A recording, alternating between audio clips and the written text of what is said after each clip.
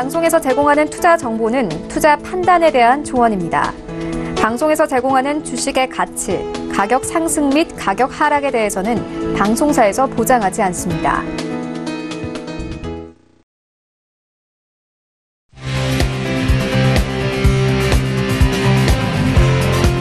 슈퍼스탁 발굴 프로젝트 글로벌 슈퍼스탁의 김민아입니다. 연준의 파월 의장이 비둘기파적인 스탠스를 내비쳤습니다.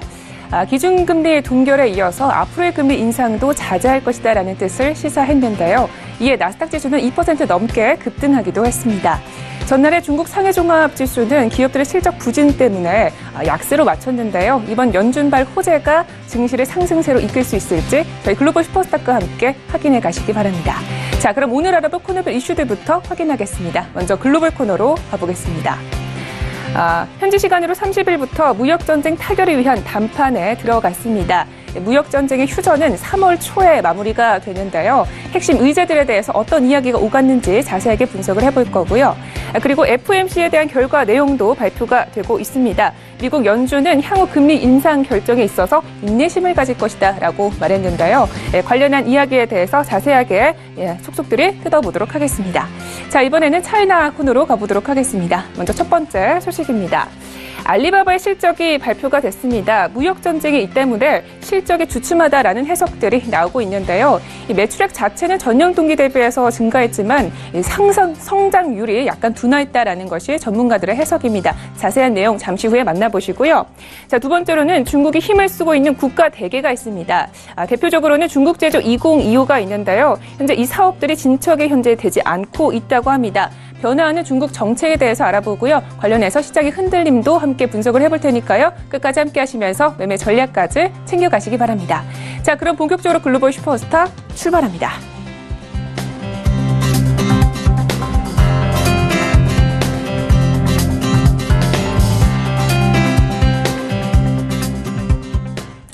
네, 오늘의 글로벌 이슈에 대해서 조금 더 자세하게 분석을 해보겠습니다. 오늘은요, 김동우 스타님과 함께합니다. 네, 스타님 안녕하세요. 네, 안녕하세요. 김동우입니다. 반갑습니다. 네, 반갑습니다. 자, 드디어 미중 간 장관급 무역 협상이 시작이 됐습니다. 시장은 이들의 입에 주목을 하고 있는데요. 과연 이번 테이블에서 양국의 합의점을 도출해낼 수 있을까요?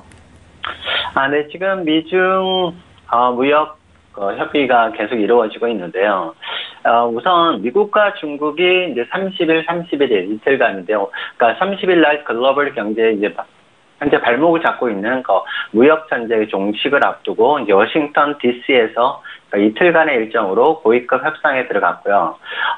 로버트 라이트 하이저 미국 무역 대표하고 류호 중국 부총리를 각각 대표로 하는 이제 미중 협상단 대표가 이제 이날 오전 백악관 아이젠타워 빌딩에서 만나서 무역 전쟁 타결을 위한 협의에 들어갔고요. 양측 협상단은 회담장으로 가는 게 쏟아진 기자들의 질문에는 아무런 반응을 하지 않았다라고 전해지고 있고요.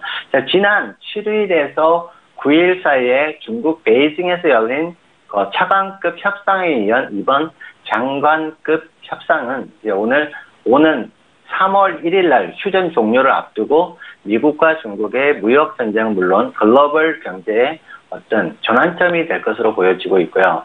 특히 역대 최장 연방정부 셧다운, 다시 말해서 일시적 업무 정지로 인한 경제에 심각한 악영향을 미친 도널드 트럼프 대통령 입장에서는 추가적인 악화를 막으려는 이번 협상에 좀 더 신중을 기하고 있는 것으로 전해지고 있습니다. 그러니까 트럼프 대통령은 협상 기간에 시진핑 중국 국가주석과의 협상격인 류 부총리와 따로 면담을 하기로 했고요. 미국 협상단 대표인 라이트 하이저 대표는 통상 부분에서 도널드 트럼프 미국 대통령의 복심으로 거론되는 대중국 강경파로 전해지고 있고, 또 중국 측의 류허 부총리는 시 주석의 경제 책사로 불리고 있는 상황입니다. 31일까지 이어질 이번 협상의 핵심 의제는 미국이 기술 도둑질로 규탄하는 중국의 불공정 반응에 대한 구조적인 해결책이다라고 전해지고 있습니다. 이 협상에 참여하는 스티븐 무누신 미국 재무부 장관은 전날에 백악관 기자회견에서 지식재산권 침해 그리고 중국에 진출하는 미국 기업들에 대한 중국의 기술 이전 강요, 또 이를 금지할 이행 강제 장치 마련 등을 3대 핵심의 의제로 일단 밝혔고요. 자, 그 외에도 중국의 막대한 무역 흑자를 초래하는 양국의 무역 불균형, 그리고 중국 상품의 가격 경쟁력을 좌우하는 위안화 약세 문제와 또 환율 조작 논란도 그 의제로 추가적으로 포함이 됐습니다. 자, 문우신 장관은 이날 폭스뉴스 인터뷰에서 중국의 양보가 충분하다면 우열 관세가 전면적으로 철회될 수 있다라고 밝히기도 했는데요. 현재 이제 미국은 500억 달러 규모의 중국 제품에 25% 그리고 2천억 달러 규모의 중국 제품에 10%의 관세를 부과하고 있는 중인데요. 이제 중국은 1,100억 달러어치의 미국 제품에 맞불 관세를 물리고 했죠, 기존에. 그래서 미국은 오늘 3월 1일까지 중국과의 그 협상에서 어떤 합의가 도출되지 않으면 2천억 달러 규모의 중국 수입품에 물리는 관세 세율을 25%로 인상하겠다고 기존에 계속 경고를 하면서 사실상 협상 시한을 설정을 해놓은 상태고요. 이번 미중 협상에서 돌파구가 마련이 돼서 고율 관세가 철회되거나 혹은 추가 관세가 억제가 된다면 미국과 중국뿐만 아니라 글로벌 경제에도 일단은 호재가 될 것으로 예상이 되고 있습니다. 특히 중국과 미국 등의 수출이 많이 있어서 경제의 어떤 대외 의존도가 높은 한국의 경우에도 미중 협상에 따른 대외적인 환경 변화에 굉장히 큰 관심을 보이고 있는데요. 하지만 미국이 요구한 보조금 삭감이라든지 지식재산권 침해, 그리고 기술 강제 이전 중단 등의 어떤 핵심 쟁점 등을 이제 둘러싼 이견은 여전히 그 폭을 줄이지 못하는 것으로 알려지고 있는데요. 블룸버그 통신에 따르면은 문우신 장관은 이번 협상에서 의미 있는 어떤 진전이 있을 것으로 기대는 했지만 핵심 의제에 대한 간격은 여전히 크다, 이렇게 말을 했고요. 이제 중국이 더 많은 대화를 나누고 있지만 협상 전망은 여전히 낮다라고 보도하기도 했습니다. 제 개인적인 생각으로는 이번 회담에서 모든 합의를 통한 결과가 나오기까지는 어렵다라고 일단 판단이 되고요. 어디까지 이견을 줄이고 또 조건적인 어떤 합의를 위한 정도까지의 결과물이 나올 수는 있다라는 생각은 있고요.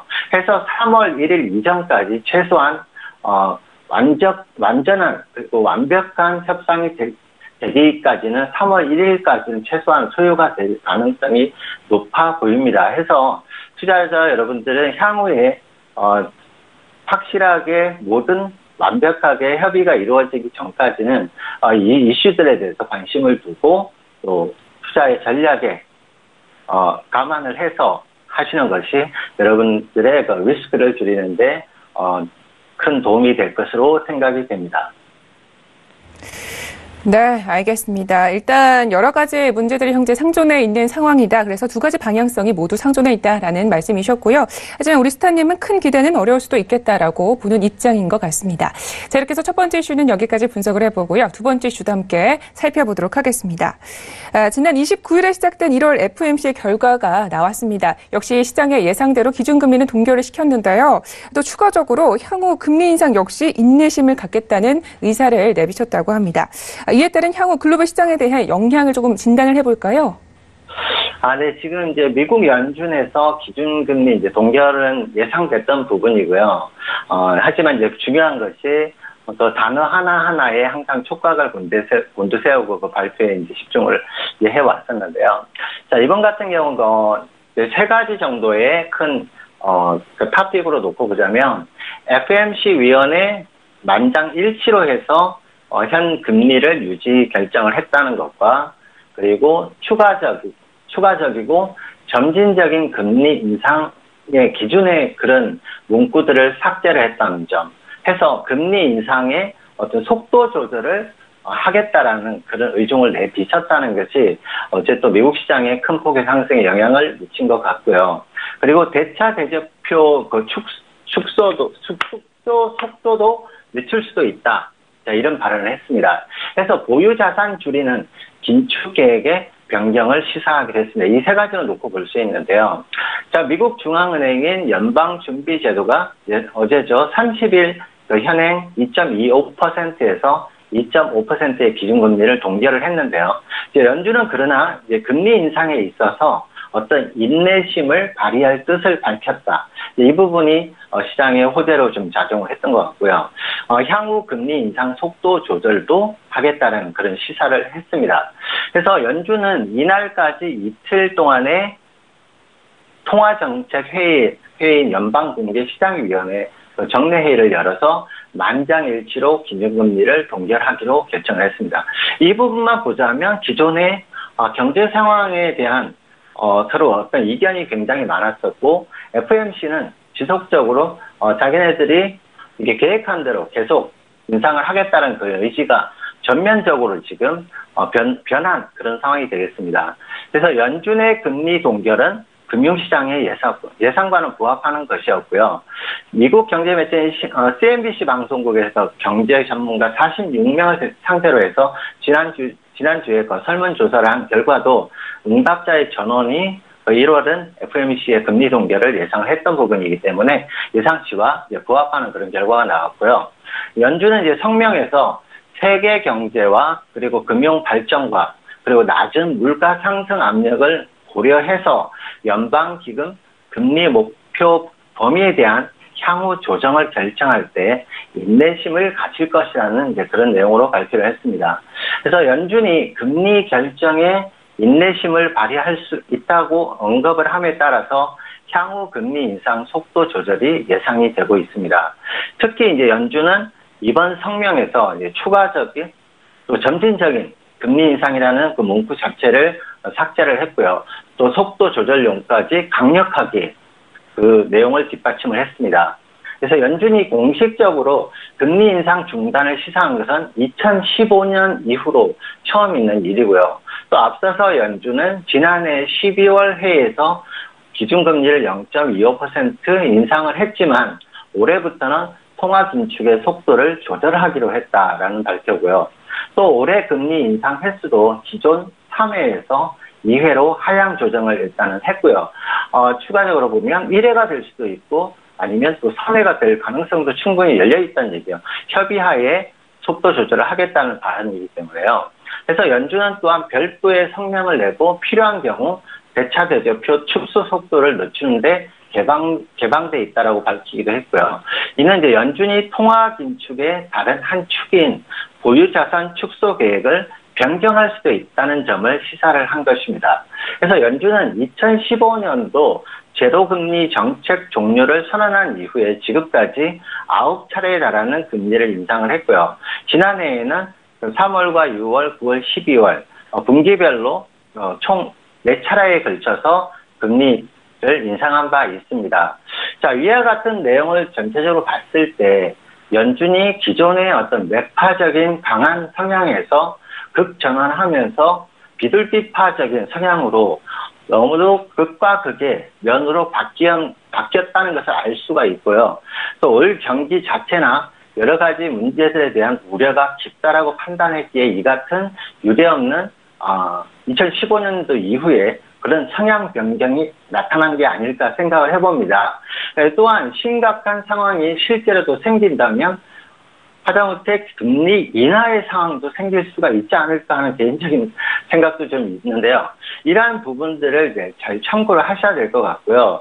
그러니까 불과 한두 달 전에 그런 강경한 입장에서 이렇게 급수레하는 면도 있기 때문에 올 한 해 미국 경제라든지 글로벌 경제, 미중 무역 합의가 이루어진다 하더라도 그 여파로 인한 세계적인 글로벌 침체가 올 수도 있는 상황이기 때문에 거기에 대한 대비도 충분히 하신다면 여러분들 투자 전략에 큰 도움이 되지 않을까 싶습니다. 네, 알겠습니다. 연준은요, 방향을 완전히 틀어버린 것 같습니다. 이 기준금리 인상은 원래가 예상이 됐었는데요. 이 보유 자산을 축소한다는 것은 그만큼 시장에 또 유동성을 푼다는 것이기 때문에 아무래도 위험 자산들에 있어서 약간 상승세를 띠지 않을까 이렇게 예측을 해볼 수가 있을 것 같은데요. 해외 선물 지수에 대해서 자세하게 알아보도록 하겠습니다. 오늘 장은 어떻게 보시는지요?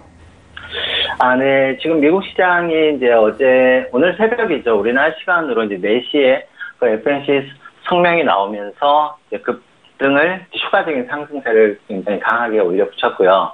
그래서 S&P 다우지수도 430포인트가 넘는 큰 상승세를 보여줬습니다.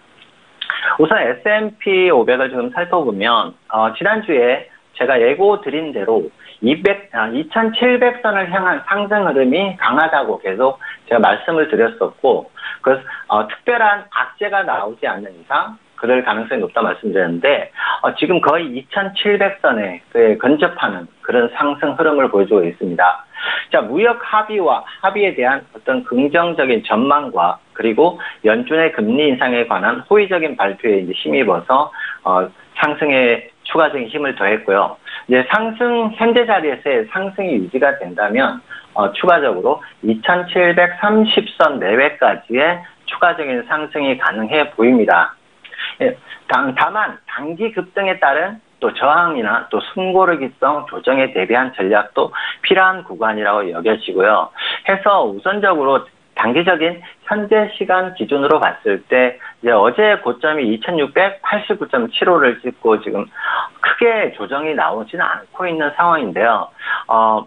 만약에 어제 고점을 뚫고 올라온다 하더라도 단기적으로 2700선 내외에서의 공방이 크지 않을까 싶습니다. 이제 더군다나 오늘 날짜에 이제 미중 재협상 시간이 오늘까지이기 때문에 거기에 대해서 또 관련된 뉴스가 또 나옴으로 인해서 시장의 변동성을 초래할 그런 가능성도 높다라고 보여지기 때문에 만약에 좋은 결과가 나온다고 치면 2700선뿐만 아니라 추가적으로 2730선, 2730선에서 2750선까지도 단기간에 추가적인 상승은 가능해 보인다라고 보여지기 때문에 현재 시간 기준으로는 우선 단기적인 대응을 하시려면 2690선에 고점을 저항으로 하는 단기 대응은 가능하겠지만 워낙에 지금 좁은 구간이기 때문에 단기 매도는 2700선에 두시고 2700선에서 2710선 내외에서의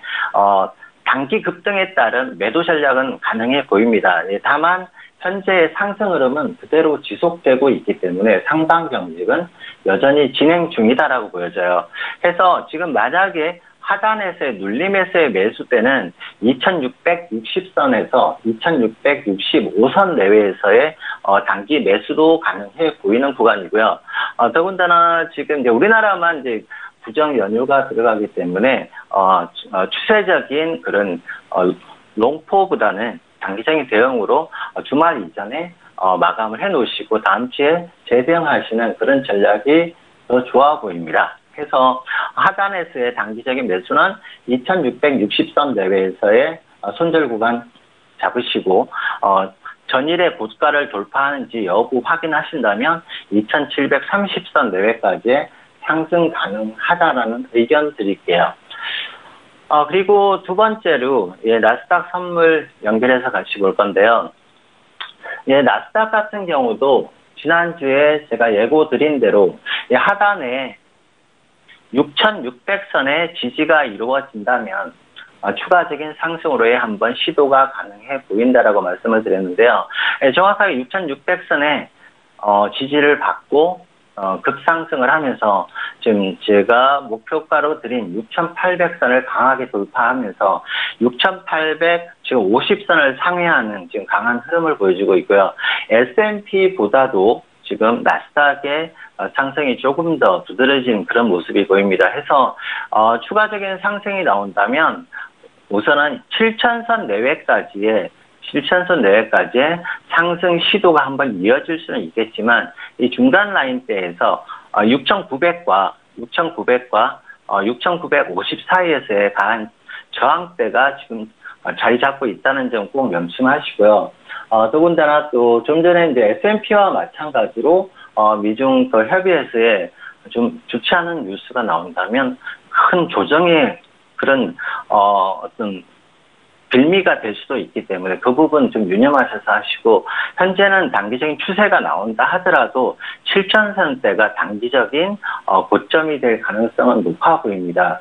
왜냐하면 이제 전반적인 미중 무역 전쟁으로 인한 그리고 협의에 재협상에 들어간다는 그런 재료로 인해서 지난 12월 말부터 해서 지금까지 지속적인 상승이 나온 상태이기 때문에 어떤 피로감도 있고요. 그리고 차익 매물도 좀 나오는 상황이기 때문에 추가적인 상승 쪽은 보시되 7,000선 내외까지의 어떤 단기 목표점을 두고 대응하시기 바라겠고요. 하단 쪽은 오늘의 저가인 6,844라인이 이탈되는 모습이라면 여기서 6,840라인의 이탈 여부 확인하신다면 추가적으로 6,760라인대 내외까지의 단기 조정도 가능해 보인다는 말씀 드리겠습니다.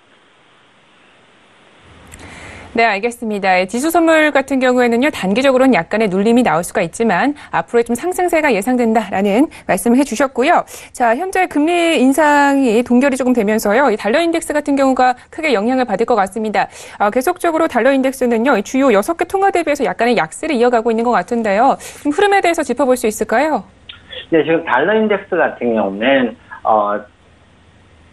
오늘 새벽 FOMC 성명 나오면서 4시 기준으로 해서 급락이 나온 그런 상태고요. 그러다 보니까 차트 자체가 전반적으로 조금은 속된말로 약간 좀 일그러져 있다 이렇게 보여지고요.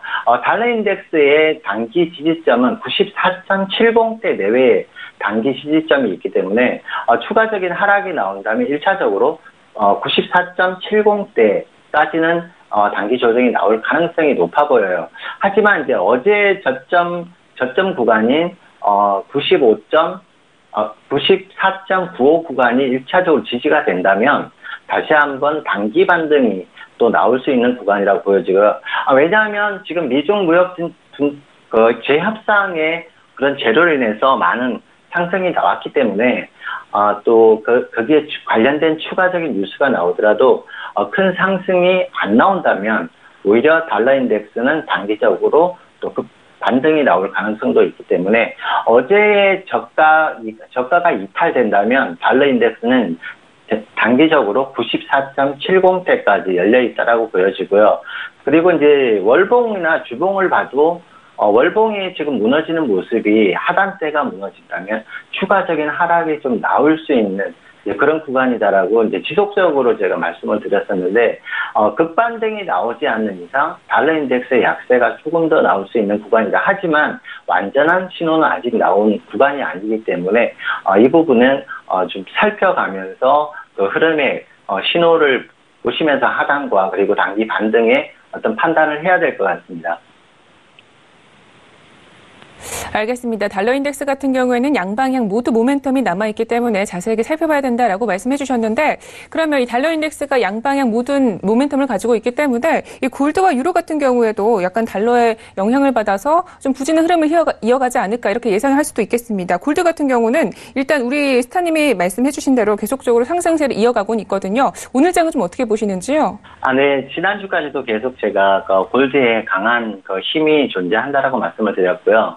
왜냐하면 이제 골드 같은 경우는 지난주까지는 또 이 그러니까 미 지수 선물의 어떤 강세에도 불구하고 또 달러 인덱스의 단기적인 또 그 흐름에 따라서 또 강세를 또 이어가는.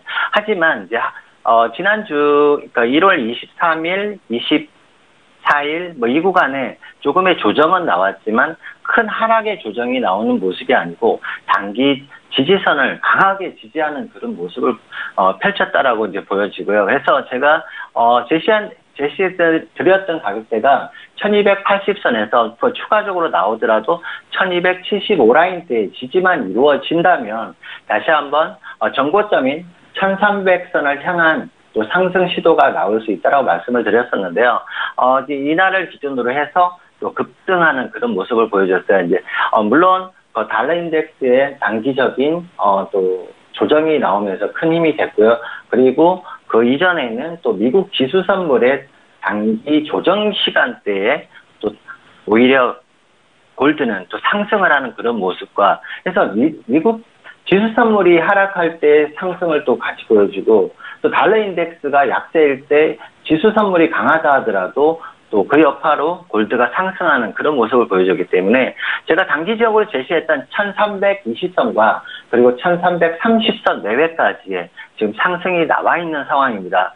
하지만 이제 골드도 단기적인 어떤 흐름을 보자면 1330선의 강한 돌파만 이루어진다면 추가적으로 1337선 내외까지의 상승 여력은 있다라고 보여집니다. 하지만 오늘이 좀 중요한 날인데요. 오늘 만약에 이제 지금의 지금 약세에서 상승이 나온다 하더라도 한 번 더 윗꼬리를 달아주는 모습이라면 단기적인 조정의 흐름으로 단기간에 좀 나오지 않을까 이렇게 예상을 하고 있어요. 해서 현재는 음봉으로 나오고 있지만 지금 추가적인 하락이 나오지 않는다면 하단에 1315선 내외의 지지 여부 꼭 확인하셔야 되겠고요.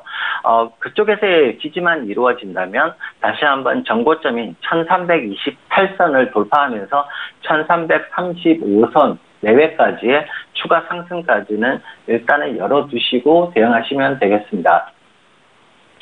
그리고 관련된 이제 유로가 같이 짚어드릴 텐데요. 지금 유로 같은 경우도 지난 이 시점이었을 거예요. 유로 같은 경우 단기적으로 이 구간이었던 것 같은데요. 12월부터 1월까지 굉장히 좀 횡보 흐름이 강하고 좀 무거운 느낌이 든다고 말씀을 드렸었고, 달러 인덱스가 왜냐하면 달러 인덱스 자체도 그간의 어떤 상승과 하락의 모습보다는 좀 정체되어 있는 그런 약간은 좀 눈치 보기 장세의 그런 흐름을 보였기 때문에 또 유로도 그럴 가능성이 높다라고 말씀을 드렸고, 하지만 이제 지난주에 제가 들으시면서 이제 어떤 변곡점이 올 수 있다라고 제가 예측을 드렸었는데요.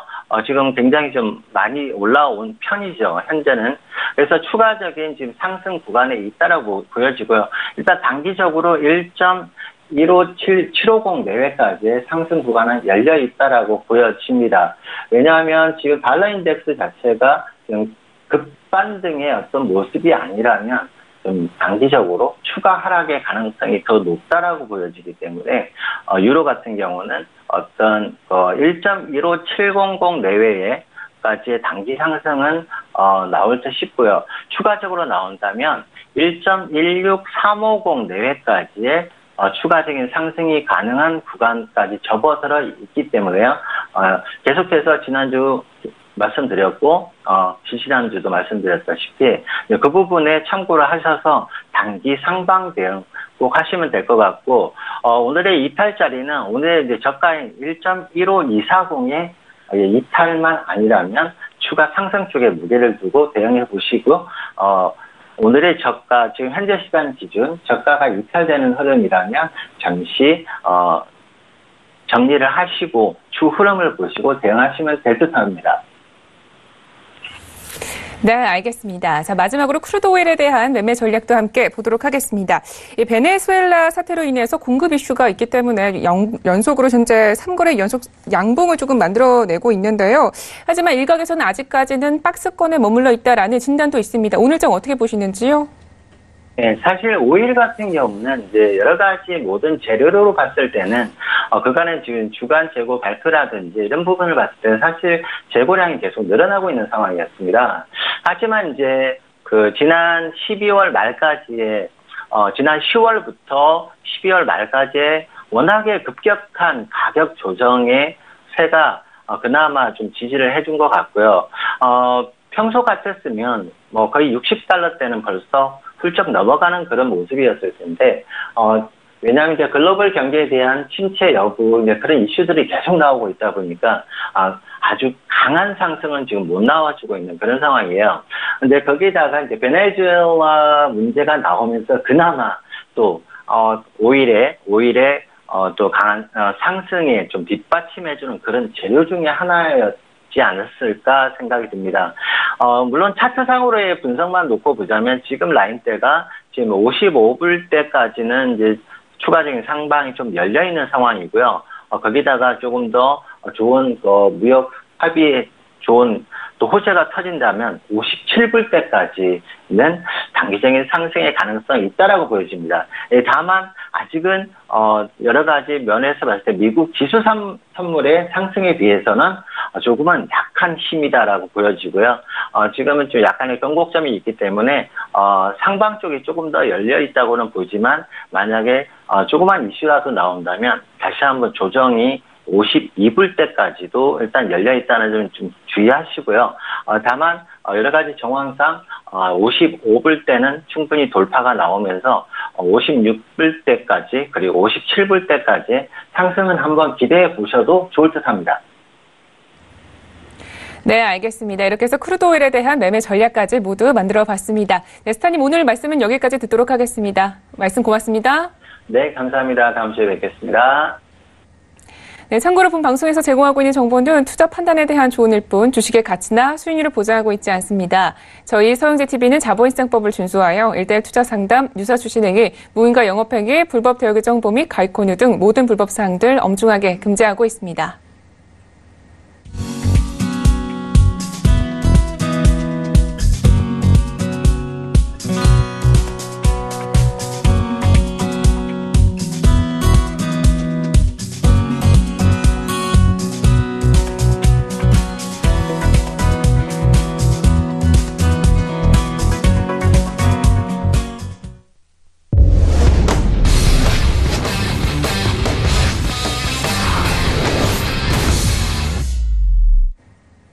네, 차이나 코너 시작하도록 하겠습니다. 오늘은요, 김정철 스타님과 함께합니다. 네, 스타님 안녕하세요.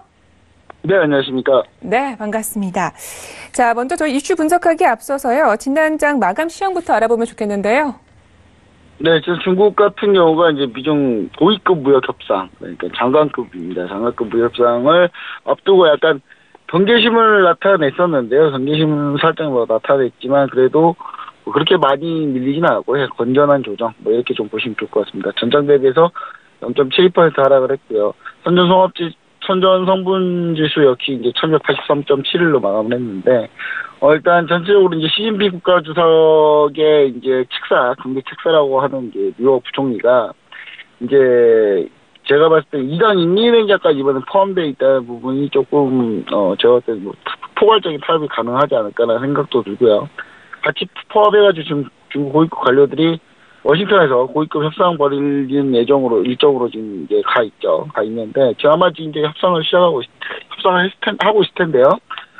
미국으로부터 이제 이틀 동안 협상이 진행되는데, 이날 31일 날, 미국 쪽에서는 이제 로버트 라이트하이저 뉴욕 대표하고, 그 다음에 스티브 무누신 재무장관, 그 다음에 피터 나바로 백악관 무역제조업 정책국장 이렇게 있는데, 피터 나바로하고 로버트 라이트하이저는 이제 엄청난 강경파고요. 굳이 둘 중에 최고 강경파를 따지자면, 저는 이제 외모적으로는 로버트 라이트하이저가 더 강경파 같지만 사실 피터 나바로가 더 강경파일 가능성이 높거든요. 그리고 스티브 무누신이 좀 온건파다 이렇게 보시면 좋을 것 같은데, 일단 이제 스티브 무누신 장관이 전날 이제 폭스 비즈니스 출연해가지고 미중 협상에 대해서 중대한 진전이 있기를 기대한다. 이렇게 오늘 뛰어났는데 얼마나 잘 될지 한번 지켜봐야 될 것 같고요. 중국 증시가 이것 때문에 이제 좀 많이 왔다 갔다 많이 했던 상황이고요. 중국 증시 같은 경우가 이제 4분기 실적 발표를 놔도 실적 가이던스를 많이 하향 조정하면서 그것 때문에 좀 밀린 게 좀 많은데, 일단 보험사들 주가가 좀 상해 종합 지수에서 보험사, 그러니까 인보험, 생명보험 관련 주가 종목들이 이제 급락을 하면서 조금 실적 전망에 대해서 안 좋은 얘기 때문에 이제 급락을 했었고요. 그다음 업종별로 보자면 이제 통신주가 많이 밀렸고, 통신도 많이 밀렸고, 이제 공공 서비스 업종, 농산물 이렇게 많이 밀렸고요.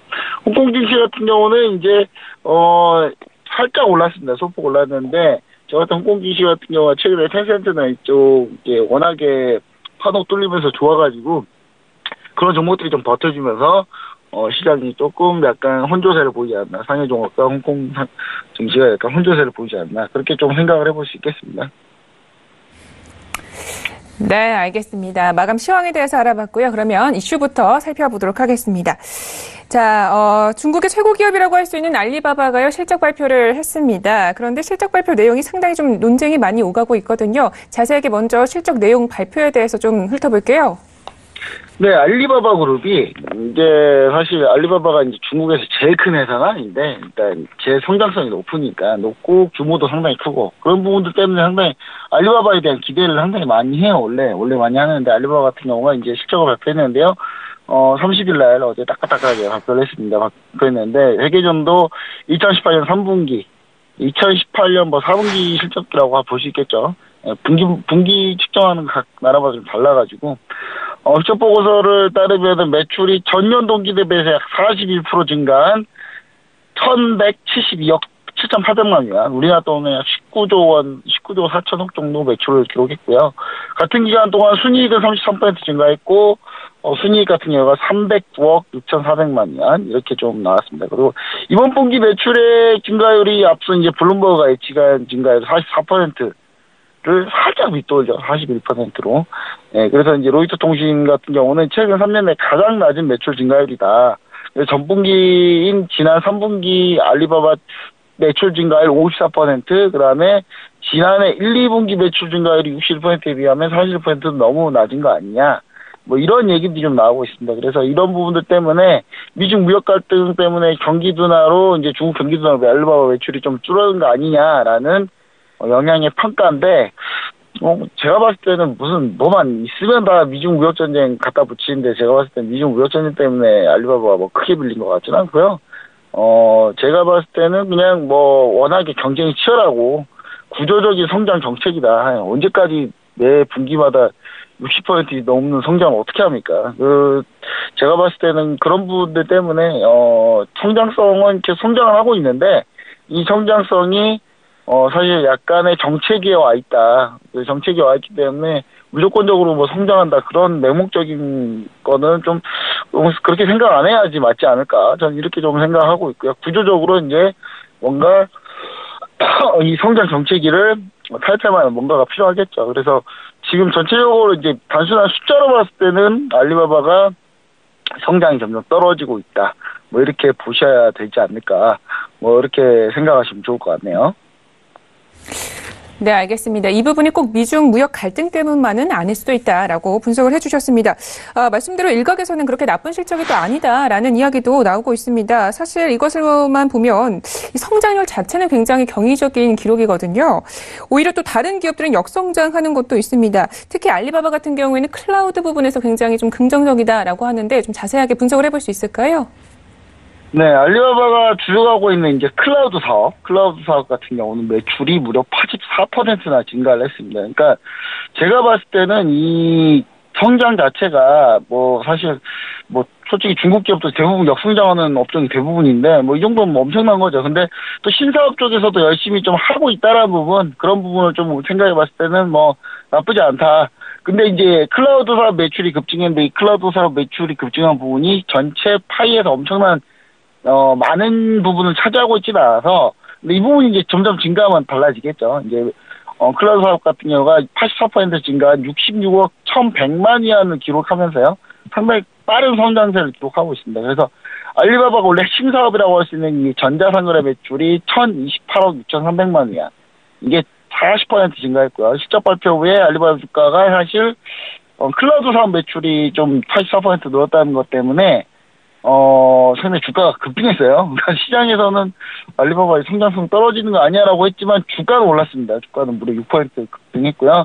알리바바 최대 매출 공신이라고 할 수 있는 이 중국의 광군제가 있죠. 광군제. 11월 11일 날. 우리나라는 이 11월 11일 빼빼빼 해가지고 하는데 중국은 광군제라고 합니다. 그래서 광군제 매출을 보면 알리바바 같은 경우가 지난해 광군제 때 전년 동기 대비해서 27% 늘어난 2,135억 위안. 이건 거래 신기록이에요, 신기록. 계속 경신하고 있으니까.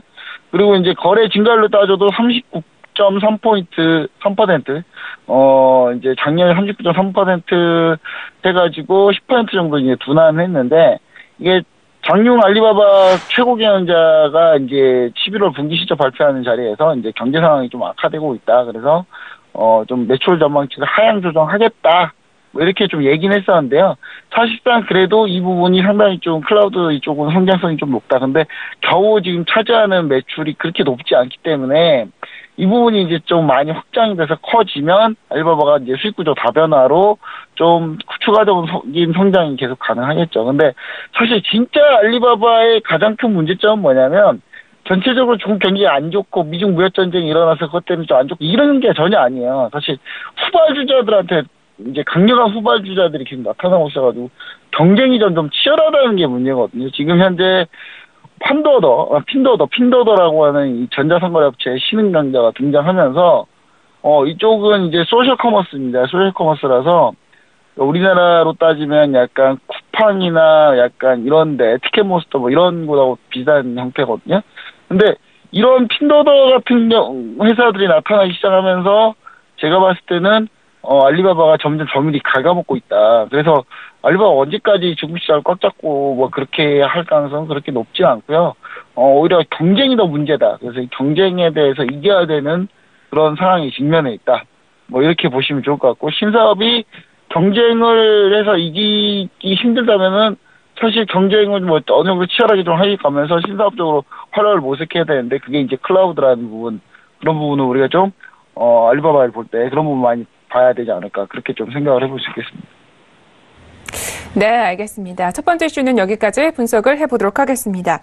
자, 두 번째 이슈도 함께 볼 텐데요. 무역전쟁의 여파 때문에 중국이 현재 진행하고 있는 대규모 국가 개발 사업들에도 문제가 생기고 있다고 합니다.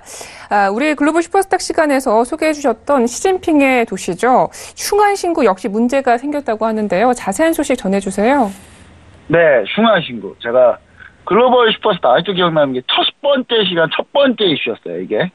예, 글로벌 슈퍼스탁 첫 번째 이슈로 제가 시진핑의 도시 슝안신구에 대해서 제가 이제 얘기를 드렸었는데, 국가 이제 시진핑의 도시라고 불리는 이 슝안신구가 이제 개발 사업이 진척이 전혀 뭐 되고 있지 않습니다. 그래서 중국 같은 경우가 자국 제조업을 키우려고 했던 제국 제조 2025, 그다음 슝안신구, 중국 제조 2025, 그다음에 1대1로 이렇게 세 개가 중국이 지금 추진하고 있는 엄청난 큰 사업들인데, 이 세 개가 지금 다 삐끗하고 있다, 이렇게 보시면 좋을 것 같은데, 그중에 제일 좀 문제가 슝안신구예요. 슝안신구인데 중국이 베이징 남서 쪽 지역에 무려 400조 원을 진짜 때려 부어가지고요, 그냥 공중에서 살포해가지고 400조 원을 뚜려 부어가지고 뭐 이렇게 이제 도시를 하나 짓고 있는데, 이게 이제 슝안신구입니다. 이게 허베이성, 그러니까 베이징 남서쪽 허베이성 쪽이고, 우리나라는 좀 더 가까워요.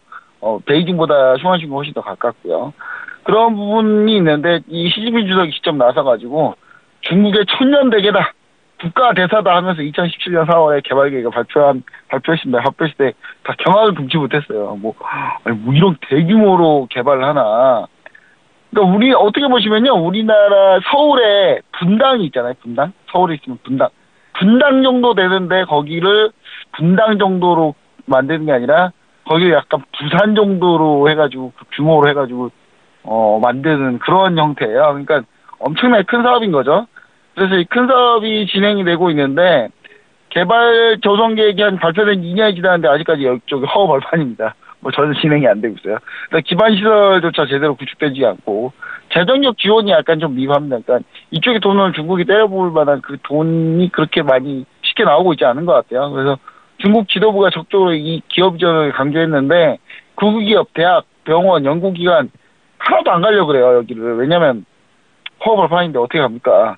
슝안신구 프로젝트 같은 경우가 또 허베이성, 그 다음에 슝언, 그 다음에 룽청현, 안신현 이렇게 세 개 지역 묶어서 개발하는 건데, 허베이성 내에 있어요. 근데 허베이성은 이제 제가 좀 이따 얘기 드리겠지만, 가밀화된 이 수도 베이징 기능을 좀 분산시키기 위해서 좀 한 건데, 제가 봤을 때는 슝안신구, 허베이성의 슝안신구는요, 대표적으로 대기 오염이 정말 심한 곳입니다. 이곳이 정말 어마어마한 곳이거든요. 중국에서도 대기 오염이 최악인 곳이에요.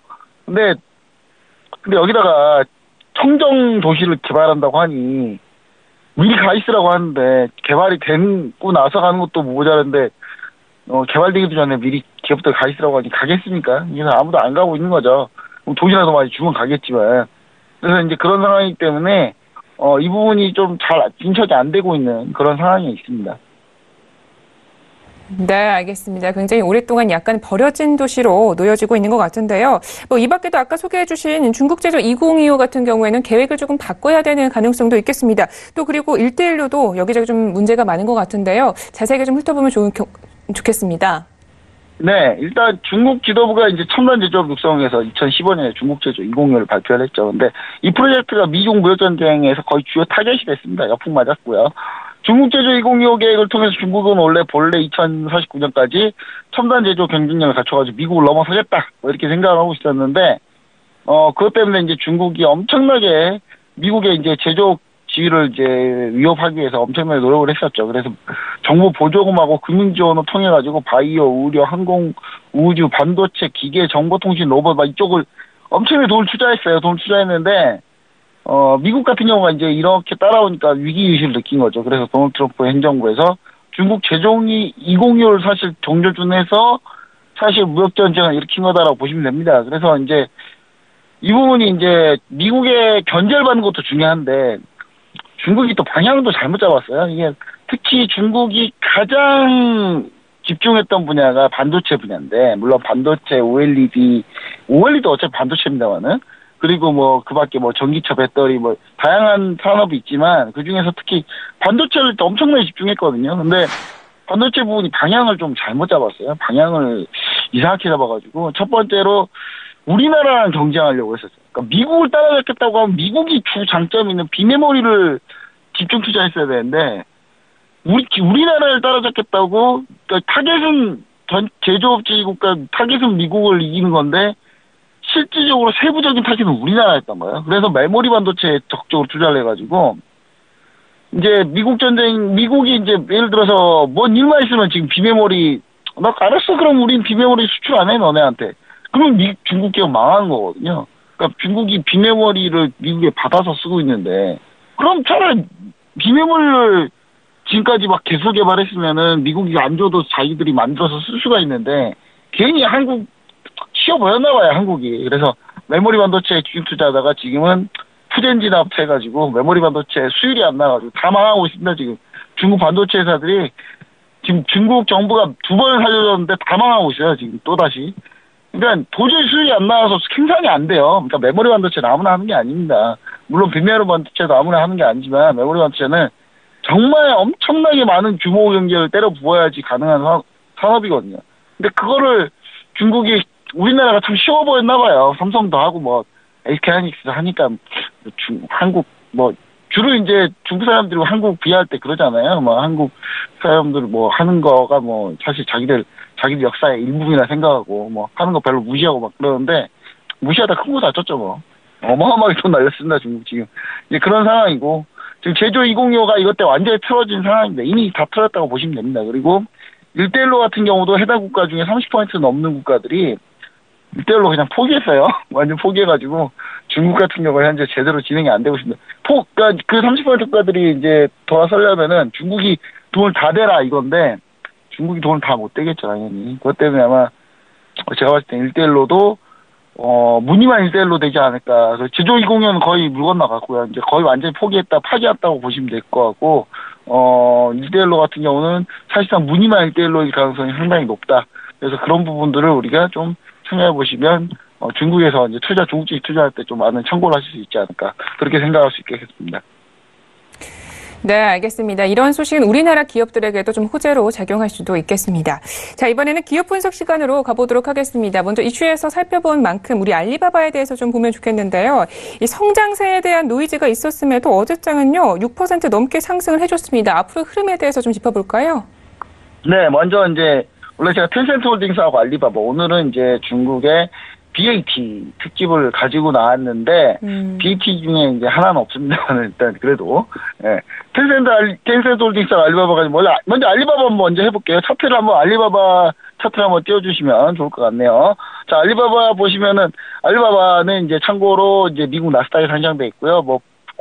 종목 코드가 BABA예요. BABA. 자, 리뷰입니다, 리뷰. 지난번에 제가 해드렸는데 알리바바 내내 추천하다가 이제 결국 추천 다시 한번 해드렸는데 바닥이다 해서 추천해드렸는데 정확하게 제가 이제 바닥으로 잡았던 곳이 145달러, 그 다음 134.200달러, 이 두 라인을 잡아드리면서 분할 매수하라고 제가 얘기 들었었는데, 기가 막히게 매수가만 터치했어요. 기가 막히죠.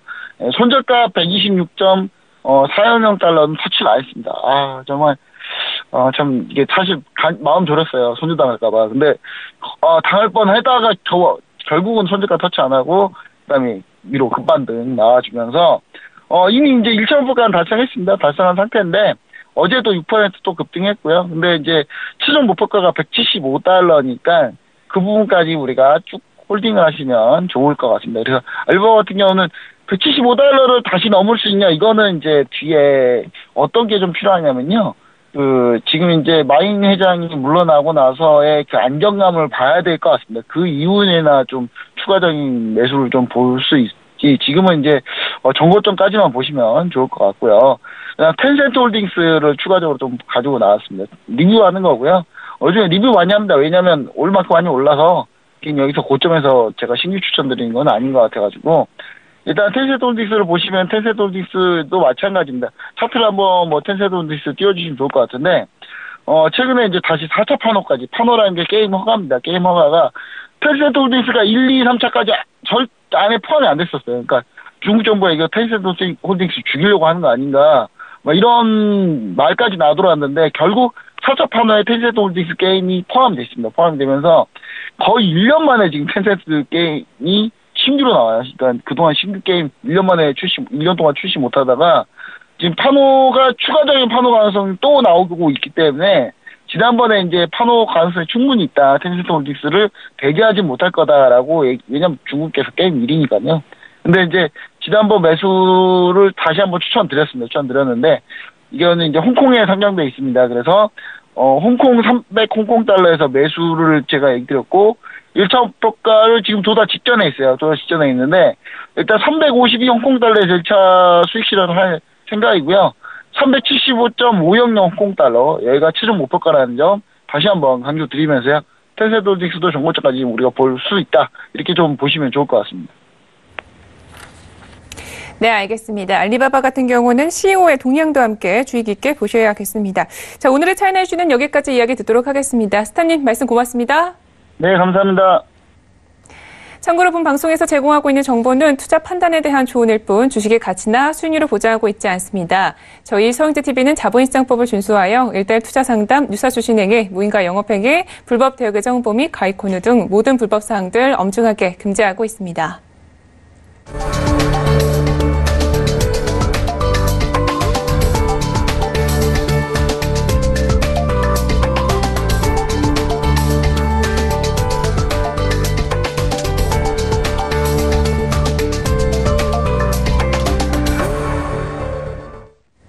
네, 오늘 저희가 준비한 소식은 여기까지입니다. 우리 시청자분들 성공적인 투자 판단하시고요. 저희는 내일 이 시간 찾아뵙겠습니다. 함께해 주신 여러분 고맙습니다.